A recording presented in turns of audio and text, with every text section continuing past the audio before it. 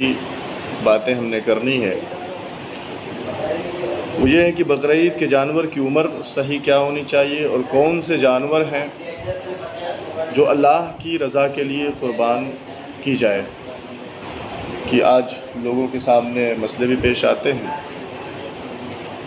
وہ جو بقرعید کے جانور جو قربان کرنے کے لیے اونٹ ہے، اونٹنی ہے، گائے، بھینس، بکرا، بکری، دمبا، دمبی، یہ جو جانور ہے اللہ کے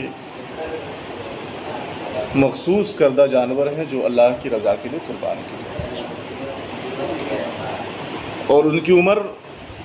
خاص یہ ہے کہ اگر اونٹ اونٹنی ہے تو ان کے لیے 5 سال کا ہونا ضروری ہے، اور اگر گائے، بھینس، بیل ہے تو ان کے لیے 2 سال کا ہونا ضروری ہے۔ اگر 2 سال سے کم ہو تو پھر قربانی درست نہیں ہوتی، اور اگر بکرا یا بکری ہے تو ان کے لیے سال بھر کا ہونا ضروری ہے۔ اب کچھ لوگوں کا ماننا اور کہنا یہ بھی ہوتا ہے کہ اگر 6 مہینے کا جانور بکرا ہے، اگر دیکھنے میں دور سے لگتا ہے کہ وہ سال بھر کا ہے تو اس کی قربانی جائز ہو جائے گی، نہیں، ایسا نہیں، بلکہ اس کے لیے اب کچھ لوگوں کا کہنا قاری صاحب، لیکن میں اس کے لیے خاص یہ بتا دوں، اللہ کے نبی صلی اللہ علیہ وسلم کی بارگاہ میں ایک صحابی آئے،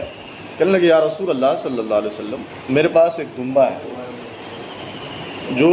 6 مہینے کا ہے، میں چاہتا ہوں کہ اللہ کی رضا میں اسے قربان کر دوں۔ اللہ کے نبی صلی اللہ علیہ وسلم نے مسرت و شادمانی سے اور اظہار مسرت کے ساتھ کہا کہ تم قربان کر دو، اللہ تمہاری قربانی کی قبول فرمائے۔ تو یہ جو 6 مہینے کی جو شرط اور 6 مہینے کی جو بات لوگوں کو بتایا جاتا ہے، تو یہ بکرا اور بکری کے لیے نہیں ہے، بلکہ یہ دمبا کے لیے خاص تھا، دمبا کے لیے خاص تھا۔ تو اس بات کو علماء اور عوام سے بھی میں گزارش کروں گا کہ اس بات کو کان کھول کے سن لیں اور اس پہ عمل کریں۔ اور جہاں تک دانت والا مسئلہ ہے، کچھ لوگ ایسے بھی ہوتے ہیں، آتے ہیں، آپ کے پاس بھی آتے ہوں گے، لوگ کہتے ہیں کہ مولانا ہم نے جو بکرا لیا ہے اس کی عمر تو سال بھر سے زیادہ، خریدنے والے جس سے میں نے خریدا انہوں نے بتایا کہ سال بھر سے زیادہ، لیکن اس کے دانت نہیں نکلے، کیا اس کی قربانی ہو جائے گی؟ تو یہ بات آپ دھیان میں رکھیں کہ بقرعید کے جو جانور بکرا ہے اس کے لیے 1 سال کا ہونا شرط ہے، دانت کا نکلنا شرط نہیں۔ دانت نکلے یا نہ نکلے اس سے کوئی فرق نہیں پڑتا، آپ کی قربانی درست ہوگی اور قربانی جائز ہے، اور اس کو ارباب شرع نے جائز کہا ہے۔ تو یہ جو ضروری باتیں تھیں تو ہم نے آپ کے سامنے رکھی، اور ایک ضروری پیغام آپ کو میں یہ بھی دینا چاہتا ہوں کہ آپ